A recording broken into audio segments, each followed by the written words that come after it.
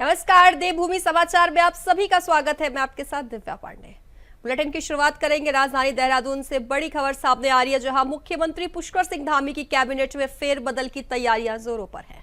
जानकारी के मुताबिक इस बार सरकार का फोकस सभी क्षेत्रों को समान प्रतिनिधित्व पर है। ऐसे में कुछ नए विधायकों को मंत्रिमंडल में भी जगह दी जा सकती है, जबकि कुछ पुराने चेहरों की छुट्टी भी तय मानी जा रही है। इस राजनीतिक हलचल के बीच मुख्यमंत्री कैंप कार्यालय में विधायकों की आवाजाही अचानक बढ़ गई है, जिससे सियासी सरगर्मियां भी तेज हो गई हैं। वैसे में उधर बीजेपी हाईकमान भी सक्रिय हो गया है और वर्तमान मंत्रियों के प्रदर्शन की गहराई से समीक्षा की जा रही है। बता दें आपको, माना जा रहा है कि परफॉर्मेंस के आधार पर ही अगली कैबिनेट में जगह मिल पाएगी। तो धामी कैबिनेट में जल्द फेरबदल की तैयारी की जा रही है। सभी क्षेत्रों को बराबर का प्रतिनिधित्व मिलने की बात की जा रही है। ऐसे में कुछ पुराने मंत्रियों की छुट्टी की भी बात हो रही है। नए चेहरों को मंत्रिमंडल में मौका मिल सकता है, जिसमें बीजेपी हाईकमान कर रहा कामकाज की समीक्षा। आपको अहम जानकारी दे दें, जहां धामी कैबिनेट में जल्द ही फेरबदल की तैयारी की जा रही है। तो एक खबर पर विस्तार से जानकारी देने के लिए हमारे संवाददाता अभय कैंतुरा फोन लाइन पर हमारे साथ जुड़ गए। अभय, धामी कैबिनेट में जल्द ही फेरबदल की तैयारी की जा रही है। सभी क्षेत्रों को बराबर प्रतिनिधित्व की भी बात कही जा रही है। क्या कुछ जानकारी है आपके पास? बिल्कुल, ये कह सकते हैं कि उत्तराखंड की सियासत पर इस समय जिसकी सबसे ज्यादा चर्चा हो रही है, जो लोगों की बात इस समय सबसे ज्यादा सुनने को मिल रहा, वो यही है कि जल्द ही धामी सरकार का जो मंत्रिमंडल है उसकी विस्तार की बात यहाँ पर होने लगी है। जिस प्रकार से मुख्यमंत्री आवास पर विधायकों के आने का सिलसिला शुरू हो रहा है, जिस प्रकार से मुख्यमंत्री से पार्टी के विधायक यहाँ पर एक के बाद एक मिलते हुए नजर आ रहे हैं, तो ऐसे में समझा जा सकता है कि मंत्रिमंडल विस्तार की जो चर्चा है वो सब इन चीजों से शुरू होती हुई नजर आ रही है। इसीलिए पार्टी का हर विधायक अपने लिए लॉबिंग करता नजर आ रहा है, क्योंकि मंत्रिमंडल में 5 पद मंत्रियों के रिक्त पद है, जिसमें 4 पद तो लंबे समय से रिक्त चल रहे थे। 5वां जो पद था वो कैबिनेट मंत्री प्रेमचंद अग्रवाल के इस्तीफे के बाद से यहाँ पर खाली हो गया था, और 5वें मंत्रिमंडल के जो पद है उस पर भरने की जो तैयारी है वो सरकार की तरफ से यहाँ पर की जा रही है। पार्टी हाईकमान की तरफ से लगातार इस विषय पर मुख्यमंत्री के साथ बातचीत यहाँ पर हो चुकी है। मुख्यमंत्री के द्वारा भी पूरा जो मंत्रियों का जो रिपोर्ट कार्ड है या पार्टी विधायकों की जो बातचीत है उसको पार्टी हाईकमान के समक्ष रखने का काम यहाँ पर किया गया है। और अब ये कह सकते हैं कि पार्टी से जैसे ही मंत्रिमंडल विस्तार की मंजूरी यहाँ पर मिलती है, राज्य में धामी सरकार अपने मंत्रिमंडल का विस्तार करती हुई नजर आएगी। जी बिल्कुल, अब यह भी माना जा रहा है कि कुछ पुराने मंत्रियों की छुट्टी हो सकती है और नए चेहरों को मंत्रिमंडल में इस बार मौका मिल सकता है। बिल्कुल, ये कह सकता है कि सरकार के मंत्रिमंडल में प्रदेश के सभी वर्गों का नेतृत्व, सभी क्षेत्रों का पूरा प्रतिनिधित्व यहाँ पर हो सके, उसकी तैयारी यहाँ पर हो चुकी है। और जिस प्रकार से गैर राज्यों का दौर है, तो इसमें समझा जा सकता है कि जो सरकार के जो वर्तमान में जो मंत्री हैं उन मंत्रियों के कामकाज की भी समीक्षा यहाँ पर की जा रही है। ये कहा जा सकता है कि कुछ मंत्रियों की यहाँ पर छुट्टी संभव यहाँ पर समझी जा सकती है। नए मंत्रियों को यहाँ पर शामिल किया जा सकता है, नए चेहरों को यहाँ पर मंत्रिमंडल में शामिल किया जा सकता है, और कुछ जो कद्दावर जो मंत्री है उनके विभागों को भी हल्का करने का काम सरकार की तरफ से यहाँ पर किया जा सकता है। ये सब चीजें इस समय कह सकते हैं कि चर्चाओं का बाजार इन सब चीजों को लेकर गर्व है, लेकिन इंतजार सिर्फ इस बात का है कि पिछले 3 साल से जो धामी सरकार मंत्रिमंडल का विस्तार नहीं कर पाई है, वो इस बार जल्द ही उम्मीद ये कर सकते हैं कि निकाय चुनाव के बाद जिस प्रकार से पंचायत चुनाव में बड़ी सफलता यहाँ पर मिली है, उसको देखते हुए मंत्रिमंडल का विस्तार यहाँ पर किया जा सकता है। क्योंकि आने वाले दिनों में कह सकता है कि यहाँ पर विधानसभा के चुनाव होने, इसलिए पार्टी के जो वरिष्ठ विधायक है, पार्टी के जो वरिष्ठ कार्यकर्ता, उन सभी को एडजस्ट करने का काम यहाँ पर किया जा सकता है। विधायकों को मंत्रिमंडल में शामिल कर सकते हैं। इसके अलावा पार्टी के जो वरिष्ठ कार्यकर्ता है उसको दायित्वों की सौगात भी जी बिल्कुल अब है। अब देखना बेहद दिलचस्प होगा कि धामी कैबिनेट में इस बार क्या कुछ खास देखने को मिलेगा। तो खबर विस्तार से जानकारी देने के लिए आपका धन्यवाद। तो खबरों में आगे बढ़ेंगे। प्रदेश में लगातार हो रही बारिश के चलते कई ग्रामीण सड़कें और पुल क्षतिग्रस्त हो गए हैं। इस स्थिति की गंभीरता को देखते हुए ग्राम विकास मंत्री गणेश जोशी ने अपने कैंप कार्यालय में प्रधानमंत्री ग्राम सड़क योजना के अधिकारियों के साथ समीक्षा बैठक भी की है। उन्होंने निर्देश दिए हैं कि बारिश के कारण बंद हुई सड़कों को प्राथमिकता के आधार पर युद्ध स्तर पर खोला जाए और जहां भी सड़क या पुल क्षतिग्रस्त है वहां पुनः निर्माण कार्य में तेजी लाई जाए, ताकि ग्रामीण इलाकों की यातायात व्यवस्था शीघ्र बहाल हो सके। वहीं मंत्री ने अधिकारियों को अलर्ट मोड पर रहने और नियमित मॉनिटरिंग करने के आदेश दिए हैं। बैठक में अधिकारियों ने जानकारी दी है कि भारी बारिश के कारण प्रदेश में कुल 112 सड़कें अवरुद्ध हैं, जिनमें गढ़वाल मंडल में 85 और कुमाऊं मंडल में 27 मार्ग शामिल हैं।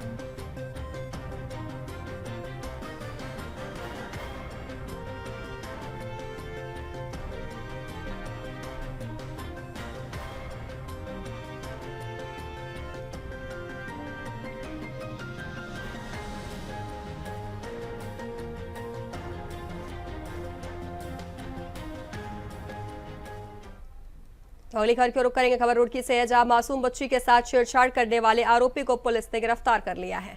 वहीं बच्ची की मां ने पुलिस से इसकी शिकायत की तो पुलिस ने तुरंत कार्रवाई करते हुए आरोपी को गिरफ्तार कर लिया है। आपको बता दें, एसपी देहात शेखर चंद्र सुयाल ने बताया है कि बिहार निवासी एक महिला ने तहरीर देकर बताया कि वह करीब 1 सप्ताह पहले अपनी बच्ची के साथ यहां आई थी। वह रैन बसेरे में ठहर गई और अपनी बच्ची के साथ सो रही थी। इतने में वहां एक व्यक्ति भिखारी के रूप में आया और उसने अपने ही बगल में सो रही बच्ची के साथ छेड़खानी करने का प्रयास किया। जैसे ही बच्ची के मां बाप को इसका पता चला, उन्होंने पुलिस को इसकी सूचना दी। तभी पुलिस ने तुरंत ही उस व्यक्ति को गिरफ्तार कर जेल भेज दिया।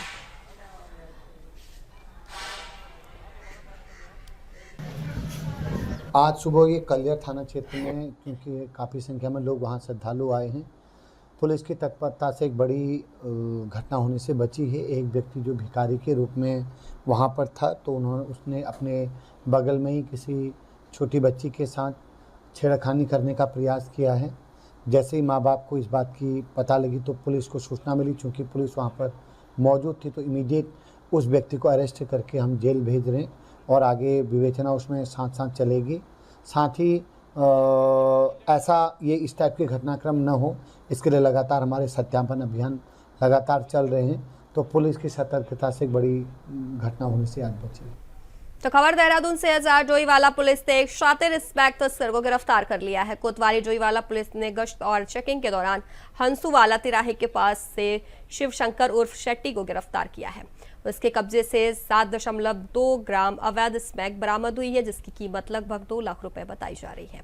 जांच में पता चला है कि शिव शंकर पहले भी मादक पदार्थों की तस्करी के मामले में जेल जा चुका है और उस पर कई मुकदमे भी दर्ज हैं। इसके बाद आरोपी के खिलाफ एनडीपीएस एक्ट के तहत नया मामला भी दर्ज किया गया है।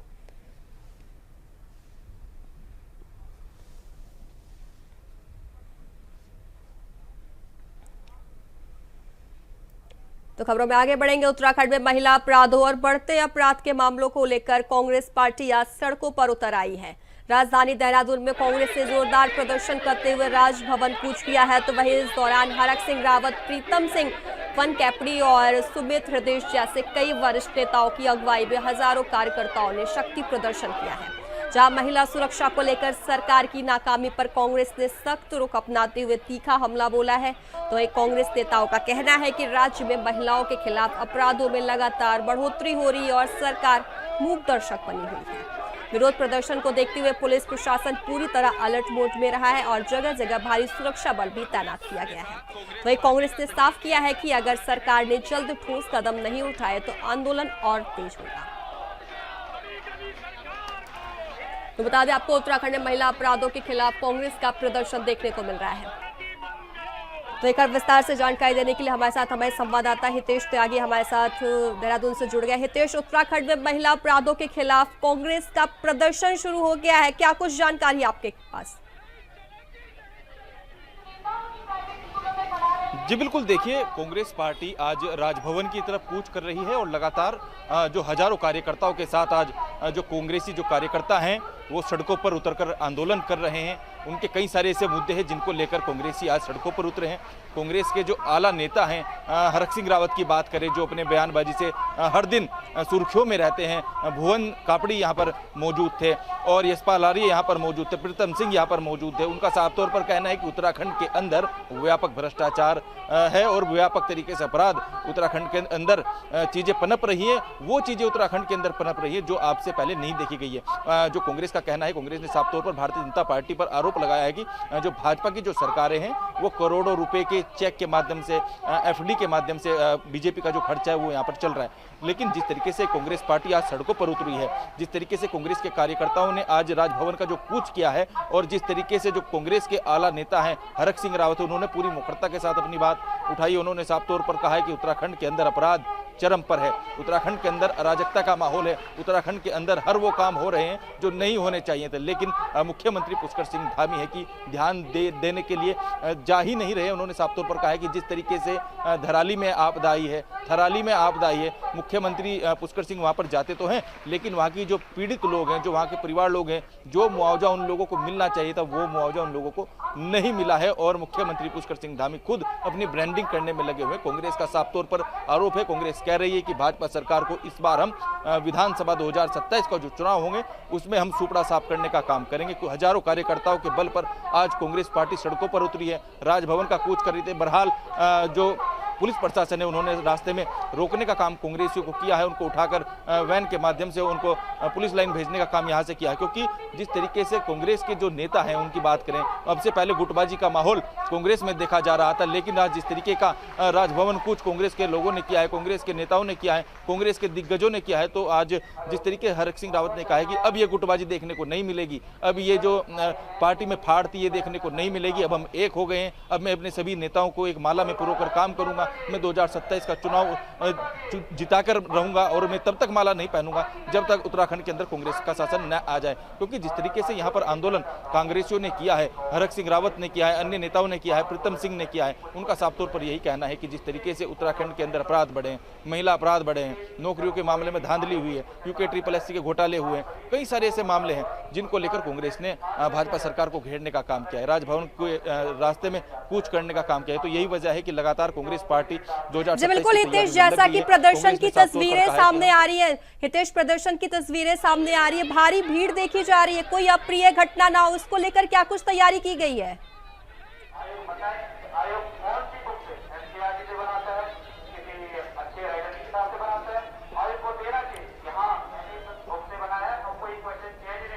हितेश, क्या आपको मेरी आवाज आ रही है?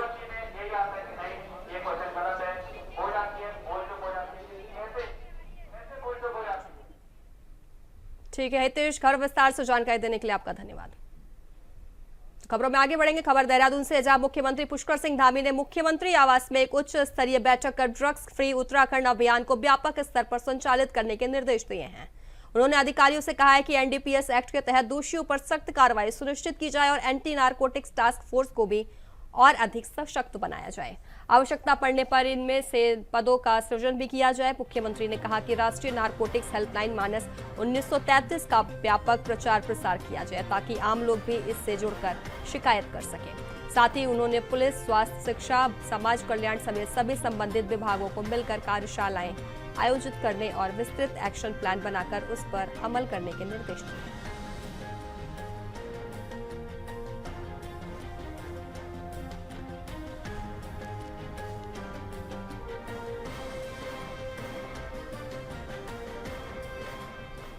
खबर देहरादून से है, जहां पूर्व मुख्यमंत्री तीरथ सिंह रावत एक बार फिर चर्चा में है। इस बार उन्होंने उत्तराखंड में व्याप्त भ्रष्टाचार अधिकारियों की भूमिका पर तीखा हमला बोला है। तीरथ सिंह रावत ने कहा है कि राज्य में अब भी जमकर भ्रष्टाचार हो रहा है। कई अधिकारी समय पर जनता की नहीं सुनते, जिनसे जनता को भारी परेशानी भी होती है। उनके इस बयान के बाद सियासी हलचल तेज हो गई है। कांग्रेस ने तीरथ सिंह के बयान को लेकर बीजेपी को घेरा है और आरोप लगाया है कि जब पूर्व मुख्यमंत्री खुद भ्रष्टाचार की बात करें तो सरकार की कार्यप्रणाली पर सवाल उठते हैं। वहीं बीजेपी प्रवक्ता ने सफाई देते हुए कहा है कि तीरथ सिंह रावत का बयान अधिकारियों के लिए था, मुख्यमंत्री या सरकार के खिलाफ नहीं। उन्होंने जनता के हित में बात रखी है और बीजेपी हमेशा पारदर्शिता और जनसेवा के लिए प्रतिबद्ध रहेगी।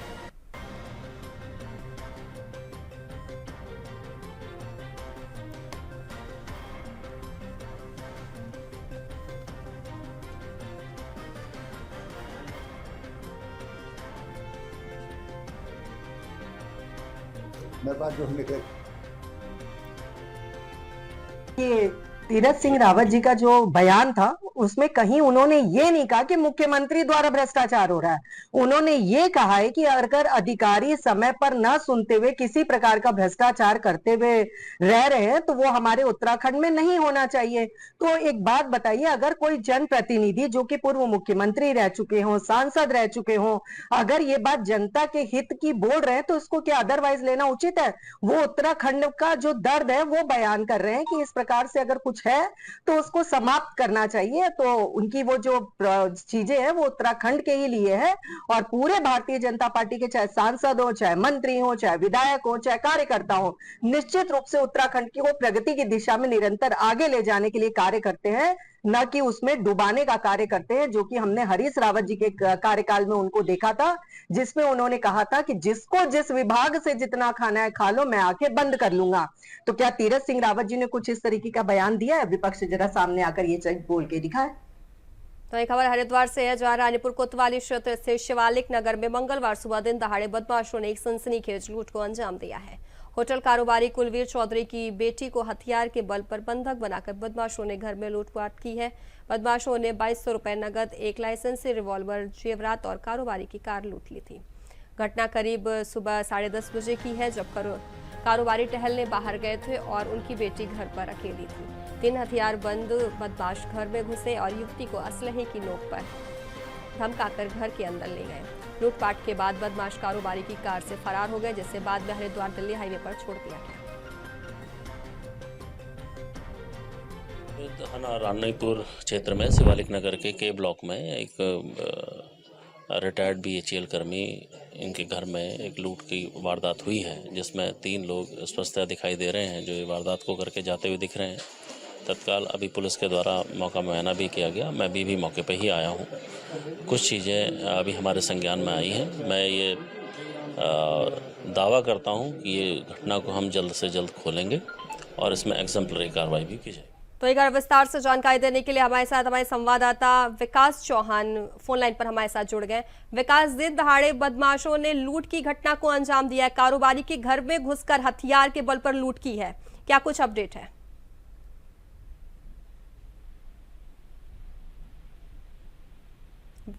विकास, क्या आपको मेरी आवाज आ रही है? दोबारा जोड़ने की कोशिश करेंगे। तो आपको बता दें, कारोबारी की बेटी को बंधक बनाया गया है, घर में घुसकर हथियार के बल पर लूट की गई है।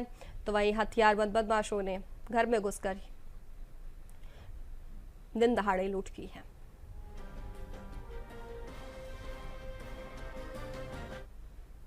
तो खबरों में आगे बढ़ेंगे। खबर देहरादून के भराड़ी सैंड से है, जहां हाल ही में संपन्न हुए विधानसभा सत्र की अवधि को लेकर पूर्व मुख्यमंत्री त्रिवेंद्र सिंह रावत ने सवाल खड़े कर दिए हैं।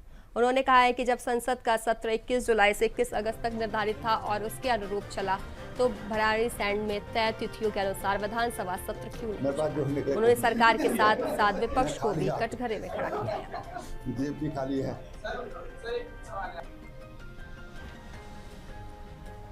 लोकसभा हमारी 21 जुलाई से 21 अगस्त तक चली। विपक्ष पूरे समय वेल में रहा, पूरा 1 महीना, जितने दिन भी संसद चली वेल में रहा। लेकिन सरकार ने अपना पूरा कामकाज और जो तिथि तय थी उस दिन तक चलाया। लेकिन विपक्ष का रवैया भी कुछ ज्यादा अड़ियल कई बार हो जाता है। तो मैं समझता हूं कि अड़ियल रवैया नहीं होना चाहिए।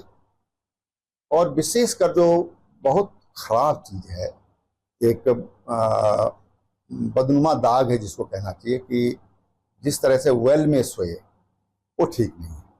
विपक्ष को विरोध करना चाहिए, उसका अधिकार है, विरोध करे, कोई दिक्कत नहीं है। वो धरना प्रदर्शन करे, कोई दिक्कत नहीं है। लेकिन विधान भवन के अंदर वेल में सोना, इस पे जरूर विपक्ष को भी विचार करना चाहिए। तो खबर हरिद्वार से है, जहां बहादुराबाद क्षेत्र में बारिश के बाद जल भराव की गंभीर समस्या लोगों के लिए मुसीबत बन गई है। खासकर पतंजलि योगपीठ से शांतल शाह जाने वाली सड़क पर हालात बेहद खराब है। सड़क पर लंबे समय से पानी जमा है और उसी के किनारे विद्युत विभाग का ट्रांसफार्मर लगा हुआ है, जो किसी भी समय बड़ा हादसा कर सकता है। तो इंडस्ट्रियल एरिया में काम करने वाले कर्मचारियों को इसी जल भराव से होकर ड्यूटी पर जाना पड़ता है। पंपिंग सेट लगाकर पानी निकालने की कोशिश की गई, लेकिन समस्या जस की तस बनी हुई है। वहीं स्थानीय लोगों का कहना है कि कई बार आपदा विभाग और उच्च अधिकारियों से शिकायत की गई, लेकिन कोई ठोस कार्रवाई नहीं हुई है। देखिए समतल शाह जगह में वहाँ पे पानी भराव की जल भराव की समस्या का प्रकरण जो है संज्ञान में आया है। वहाँ पीडब्ल्यूडी की भी रोड है, वहाँ पे नाला भी निकलता है। वहाँ पीडब्ल्यूडी को भी बता दिया है, इरिगेशन डिपार्टमेंट को भी आदेश कर दिया गया है कि तत्काल उसमें टेम्परेरी व्यवस्था जो है वो की जा सके। उसके अलावा ज्वाइंट मजिस्ट्रेट रुड़की है, उनको भी आदेश कर दिया गया है। वो टीम गठित कर दी गई है, जिसमें वो संयुक्त निरीक्षण करते हुए उसमें जो परमानेंट सोल्यूशन जो किया जा सकता है, जिससे निराकरण किया जा सके, तो उसमें भी उसका सोल्यूशन निकाला जाए। तो फिलहाल देवभूमि समाचार में अभी के लिए बस इतना ही। बने रहें जो इसके साथ। नमस्कार।